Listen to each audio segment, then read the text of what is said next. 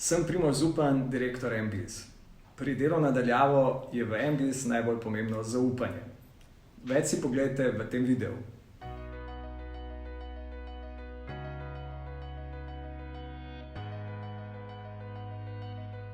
Organizacija dela na daljavo v MBIS je vpisana že v sam DNA od leta 2015, odkar obstajamo kot fintech startup. Namreč razvili smo se iz podjetja Halcom d.o.o., ki je IT podjetje in IT podjetjem so te prakse že zelo blizu. Kako to izgleda v praksi? Imamo na eni strani tehnično infrastrukturo, zaposleni imajo prenosne računalnike, imamo enotno evidenco, v katero vpisujemo svojo prisotnost in potem, ko pride do situacije, ko je treba nekomu zaradi katerekoli osebne okoliščine ali ima kakšno privatno obveznost, ki se je nenadno pojavila ali pa se mogoče ne počuti tako dobro, pa še vseeno verjame, da lahko nekaj doprinese, zaprosi za možnost dela od doma in jo kot direktor potrdim in seveda potem izpiše poročilo o stvarih, ki jih je opravil. Ključno je pa pri tem to, da štejejo rezultati. In lahko sem zelo vesel, da v vseh teh letih, da smo skupaj izbrali tako ekipo, na katero lahko stavimo vse in bi dal zanjo roko v ogenj.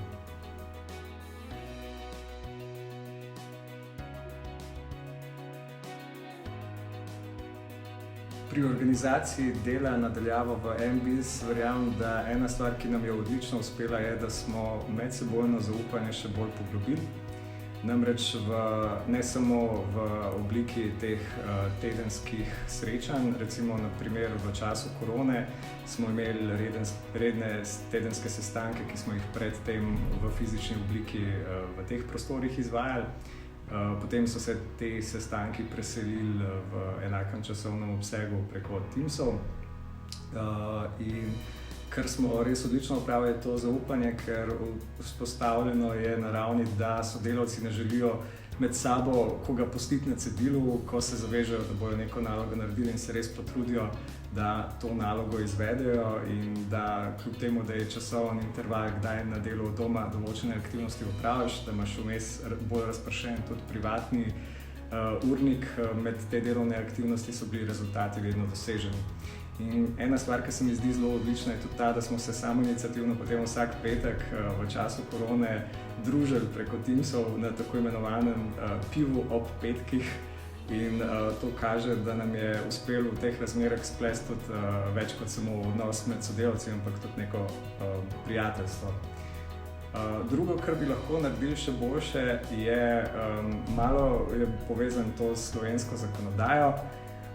In sicer slovenska zakonodaja se mi zdi malo preveč toga in preveč zahtevna in bi po tej logiki morali seveda narediti mogoče še kakšen ukrep več in v birokratskem smislu nikoli ni dovolj dokumentov in papirjev za take stvari in mogoče bi tukaj lahko še kaj več in boljš naredili, čeprav verjamem, da kot IT podjetje in z vsemi varnimi bazami in zaščitenimi povezavami imamo to že zdaj na zelo visoki ravni, dopuščena pa možnost, da bi se dali tukaj še marsikaj tudi narediti, da bi ustrezali še kakšen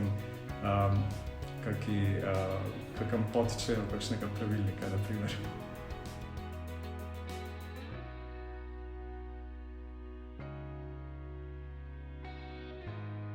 Najbolj sem v MBIS ponosen na svojo ekipo, da smo tudi s tako obliko dela na domu lahko sposobni rešiti marsikateri incident.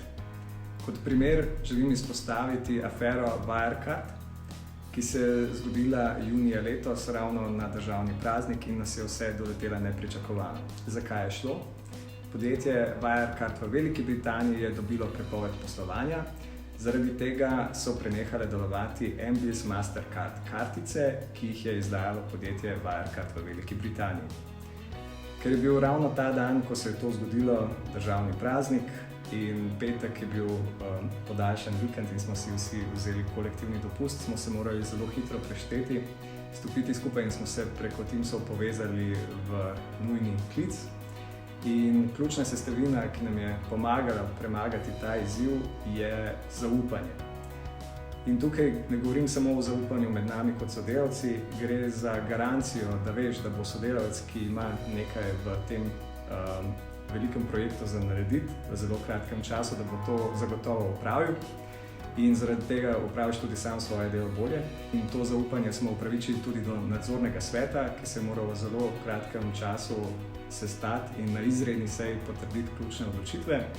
Rezultat tega je, da smo v 4 dnevih nadomestili vse kartice, ki jih je prej izdajal Wirecard v Veliki Britaniji, z našimi lastnimi MBS Mastercard karticami. In to smo tudi v zelo kratkem času komunicirali takoj do uporabnikov. In uporabniki so to prepoznali kot eno veliko prednost.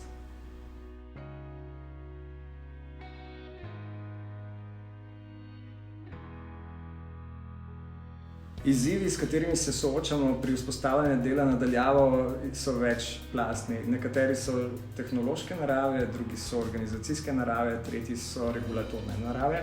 In če grem po vrsti, pri tehničnih je ključnega pomena to, da že v štartu eliminiraš vse tehnične faktorje, se pravi, da zaposlenim zaradi tega ne dajemo stacionarnih računalnikov, ampak jim omogočimo prenosnike. Hkrati za zagotovitev varne povezave uporabljamo digitalna potrdila, ki jih izdaja Halcom, potem hkrati vzpostavljamo varno povezavo do varnih omrežij tudi zaradi tega, ker v finančni industriji so še posebej to ključne sestavine, da preprečujemo vse možne vdore in kakršnekoli napade.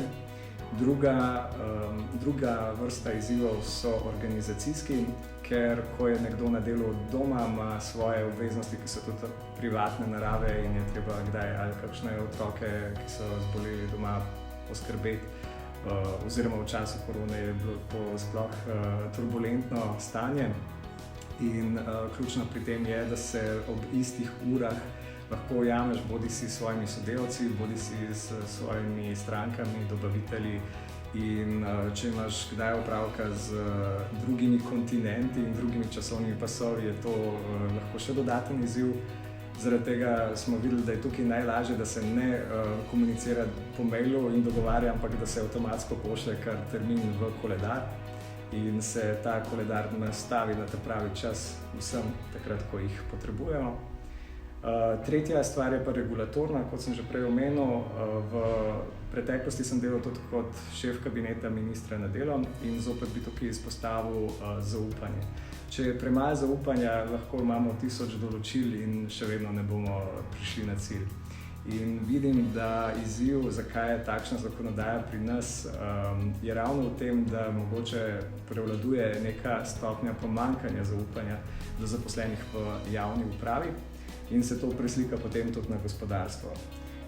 V našem primeru je ekipa, za katero bi dal roko v ogenj, in smo imeli že kar nekaj situacij, kjer so pokazali, da je upravičeno, da lahko zanje roko v ogenj.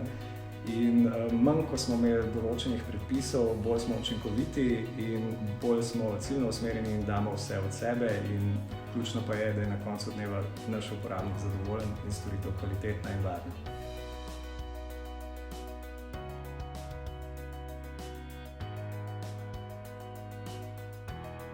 Moj oseben pogled na prihodnost dela je ta, da se ta veja ali oblika dela v resnici še razvija in da še ni dosegla svojega maksimuma. Mislim, da je uspeh te oblike dela na daljavo odvisen, kot sem že prej rekel, od zaupanja. Z večjo stopnjo zaupanja bo manj nekih pravil potrebnih in hkrati stopijo v ospredje tiste stvari, ki na koncu štejejo, to so rezultati. Osebno verjamem, da je danes že mnogo tehnoloških rešitev, ki omogočajo enostavno evidentiranje in hkrati tudi za vse tiste, ki imajo potrebe po dodatnem kontroliranju svojih sodelavcev, to tudi na voljo. Jaz osebno nisem pristaš, da bi se šel v mikromenedžiranje in gledal vsakomu pod prste, ker moj pogled je ta, če je cilj dosežen in če so tiste naloge, ki so za to potrebne, upravljene, ne vidim razloga, da bi se spuščal, kdaj, ob kateri uri si je nekdo vzel pauzo in kdaj, ob kateri uri je delal na določeni nalogi, če vemo, do kdaj mora biti naloga zaključena. Verjamem tudi to, da zaradi omejitev, ki so se pojavile zaradi karantene, zaradi koronavirusa, bo delo od doma postalo še bolj pomembno. ravno zaradi tega, ker tudi prostorske kapacitete v podjetjih niso zasnovane na način, da bi lahko zagotavljali dovolj varnostne razdalje v kolektivih, ki so bolj številčni. In tukaj vidim priložnost, da se na delo od doma še dodatno izkoristi kot prednost, da ni potrebno najemati dodatnih poslovnih površin in hkrati tudi omogočimo določenim talentiranim in sposobnim posameznikom, da postanejo gospodarji svojega časa in si uredijo svoje zasebne in službene obveznosti v ravnovesju, ki jim najbolj ustreza.